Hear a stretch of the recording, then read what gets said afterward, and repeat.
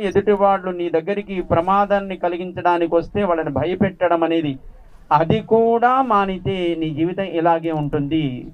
కనుక నీకేది భగవంతుడు ఇచ్చాడో ఆ శక్తిని ఎదుటి వాళ్ళని భయపెట్టడానికి లేదా ఎదుటి వాళ్ళని నీకు ప్రమాదం కలిగించకుండా ఉండడానికి వాడుకోవడం తప్పు కాదు.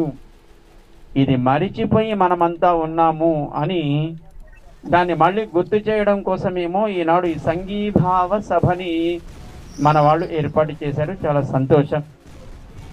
ఎందుకంటే నిజానికి ఇప్పటిదాకా విన్నాం, బంగ్లాదేశ్ అనేటువంటి ఓ చిన్న దేశం ఏర్పడడానికి భారతే కారణమనే విషయాన్ని మరిచిపోయి ఈనాడు అక్కడ వాళ్ళ ఆధిపత్యాన్ని, వాళ్ళ మతానికి ఆధిక్యాన్ని ఇవ్వాలి అని రకరకాలుగా హింసిస్తున్నటువంటి ఆ దేశాన్ని